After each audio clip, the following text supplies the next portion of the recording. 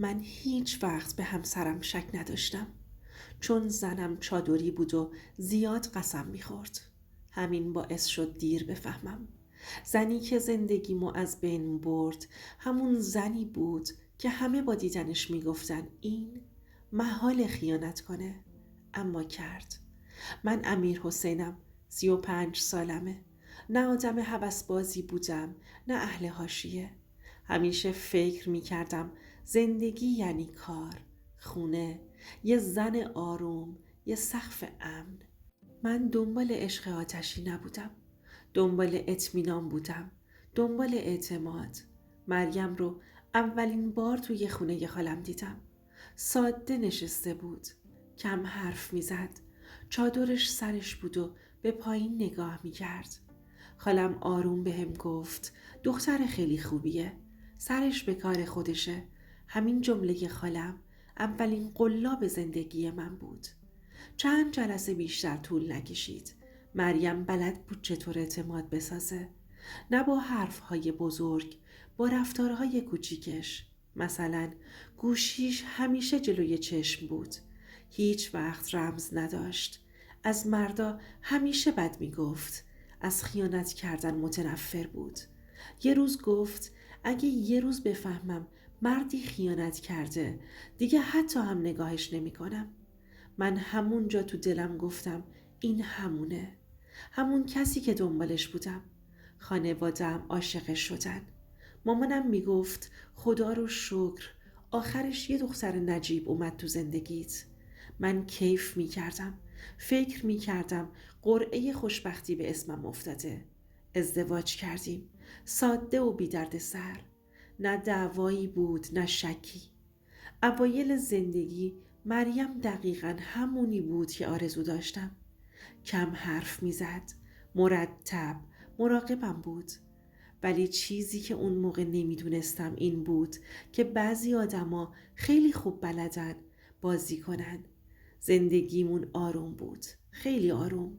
اونقدر آروم که حتی هیچ سوالی توی ذهنم نمی اومد. مریم زیاد قسم میخورد. اونقدر که عادی شده بود. میگفت به جون خودم، به خدا، به همه چی قسم. و من هر بار به خودم میگفتم آدم دروغگو اینقدر که قسم نمیخوره. اولین ترک اعتمادم خیلی کوچیک بود. اونقدر کوچیک که حتی اسم ترک رو نمیشه روش گذاشت. یه شب دیر اومد و گفت پیش دوستش بوده. اسم یه زنه رو آورد که من تا حالا نشنیده بودم. من فقط گفتم باشه. ولی همون شب یه چیزی ته دلم تکون خورد. نه شک بود نه ترس. یه حس خیلی مبهم. چند هفته گذشت. بازم دیر اومدن. بازم توضیح دادن. بازم قسم خوردن.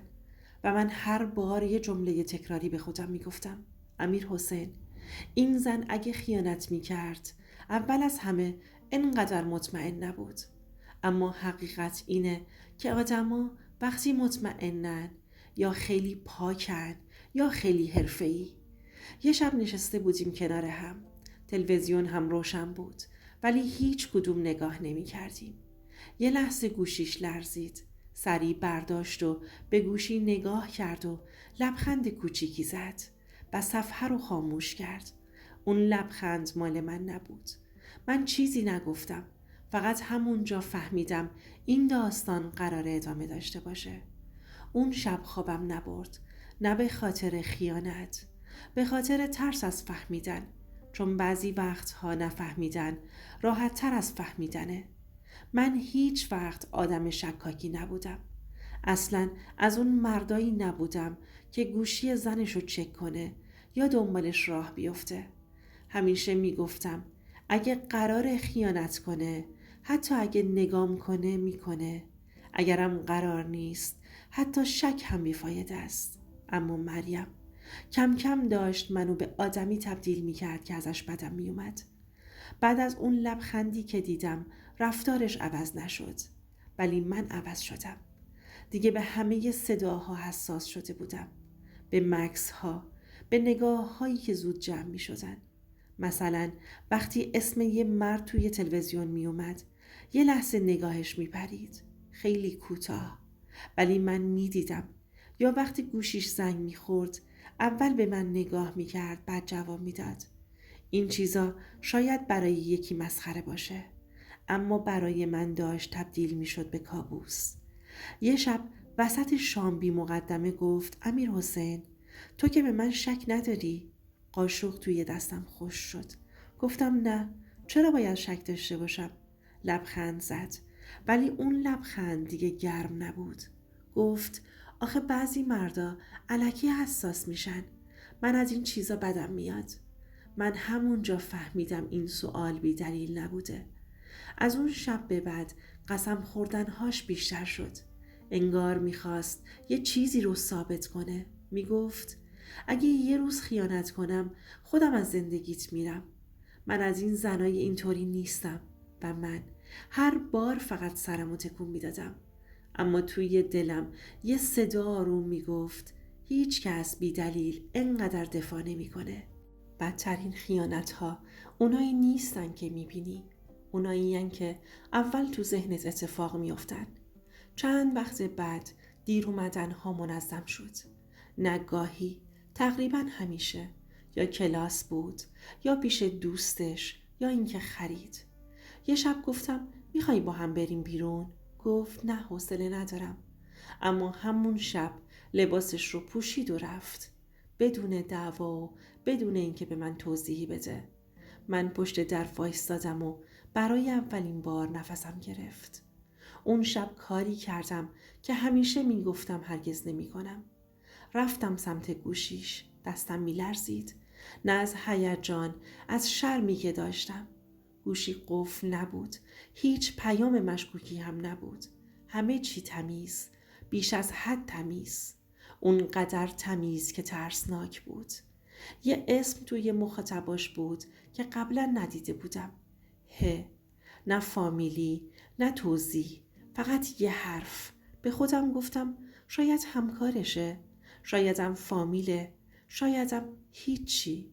ولی چرا فقط یه حرف توی گوشیش گذاشته؟ گوشی رو گذاشتم سر جاش. وقتی برگشت هیچی نگفتم. اما دیگه اون مرد قبلی نبودم. رفتارم عوض شد. ساکت تر شدم. کم حرف تر شدم. مریم اینو فهمید و شروع کرد به بازی جدید. محبت الکی، توجه ناگهانی، جمله های قشنگ. یه شب گفت میدونی چرا دوست دارم؟ چون هیچ وقت به من شک نکردی. اون جمله مثل چاقو رفت توی دلم. اونجا بود که فهمیدم بعضی آدما از اعتماد تو به عنوان اسلحه استفاده میکنن. از اون به بعد هر روز یه جنگ توی سرم بود، بین عقل و دلم. دلم میگفت داری اشتباه میکنی، زندگی تو خراب نکن. عقلم میگفت اگه اشتباه نکنی بیشتر خراب میشی. یه شب وقتی فکر میکرد خوابم، آروم رفت توی بالکن.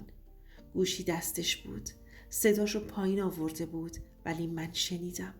گفت نه، الان نمیتونم حرف بزنم، بعدشم خندید. اون خنده آخرین چیزی بود که منو نگه داشته بود. اون شب تا صبح بیدار موندم. نه به خاطر اینکه مطمئن شده بودم، به خاطر اینکه میدونستم به زودی یه چیزی رو میفهمم که دیگه راه برگشتی نداره.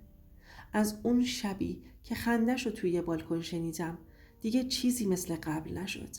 نه اینکه مطمئن شده باشم، نه، بدتر از اون، بین شک و یقین گیر کرده بودم.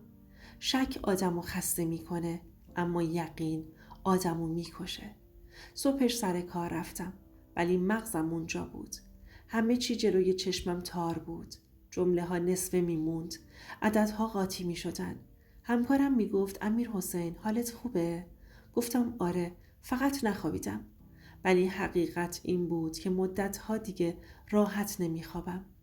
مریم عادی رفتار میکرد، خیلی عادی. اونقدر عادی که اعصاب منو خورد میکرد. صبحونه آماده میکرد، پیام محبت آمیز میفرستاد، حتی میگفت دلم برات تنگ میشه امروز.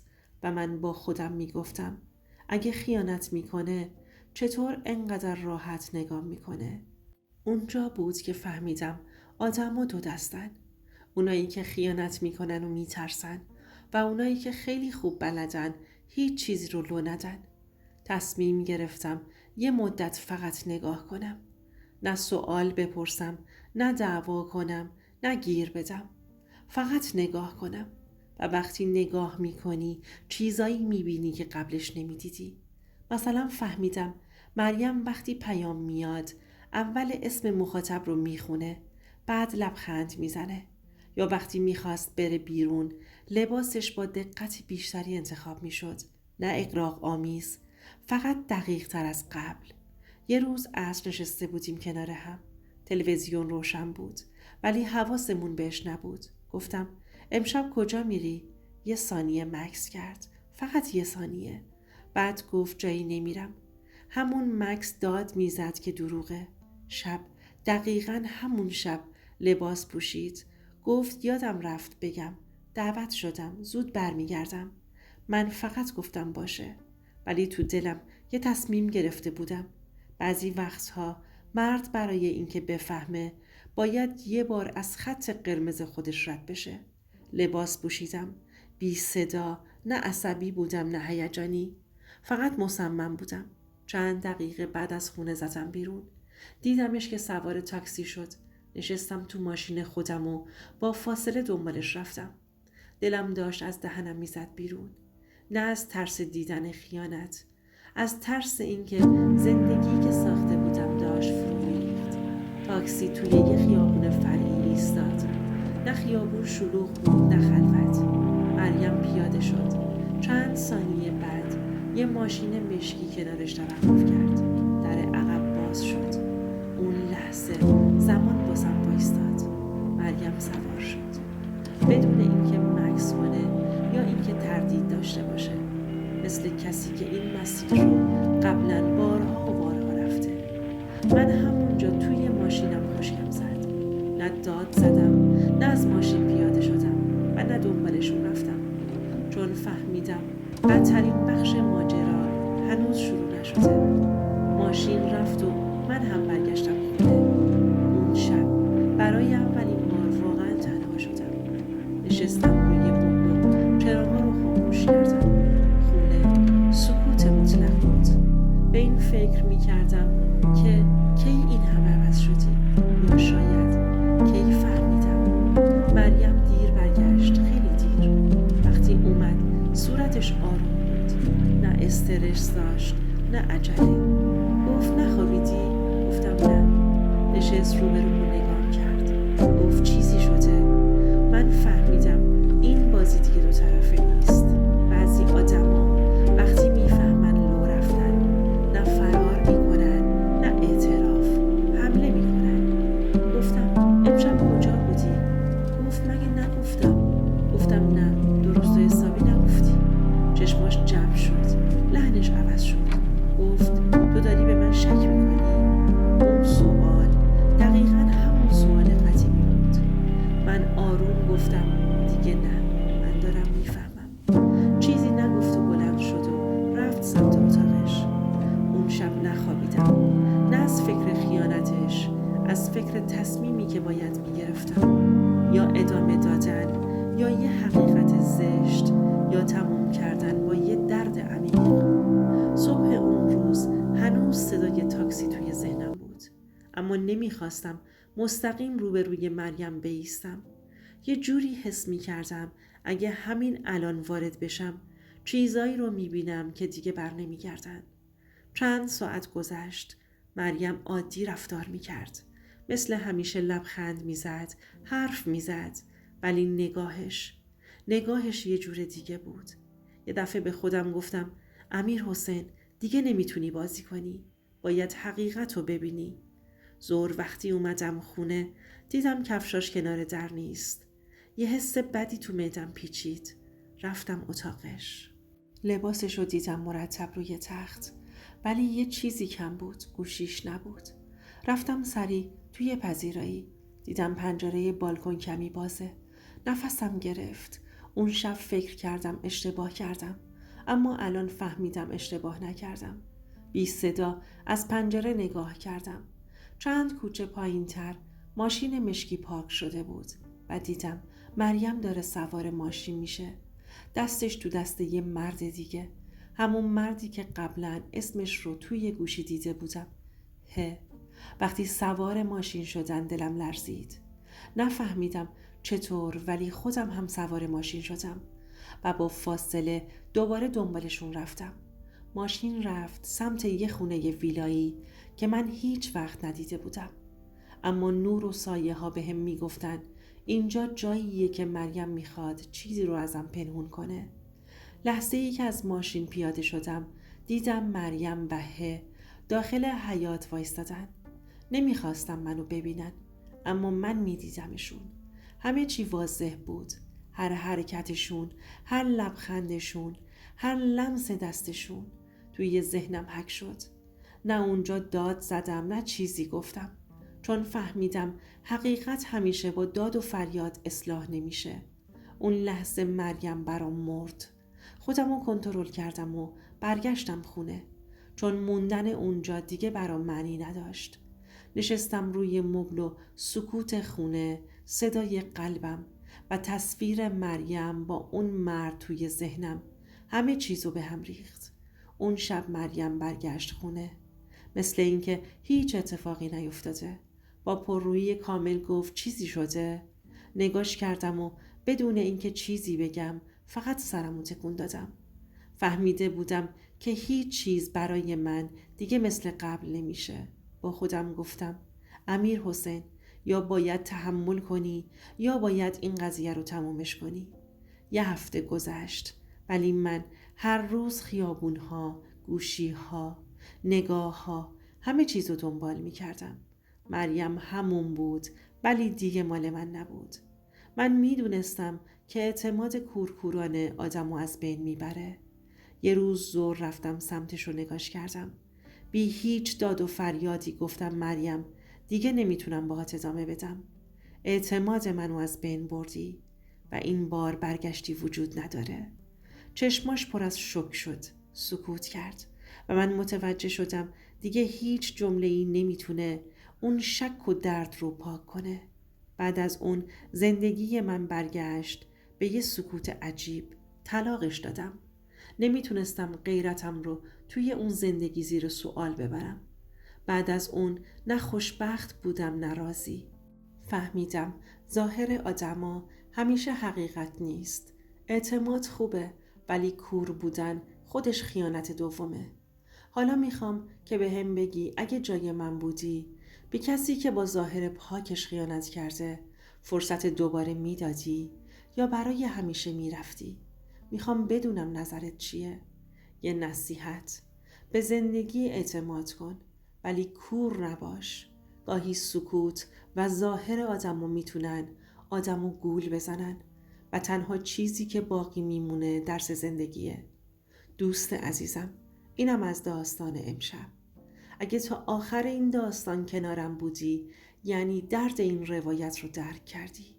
ممنونم ازت. لطفاً لایک کن و کامنت بذار تا این صداها شنیده بشه و سابسکرایب کن، چون هنوز صداهایی هست که کسی جرأت نکرده بلند بگه. اینجا صداها دفن نمیشن و من اینجا هستم تا اونو برای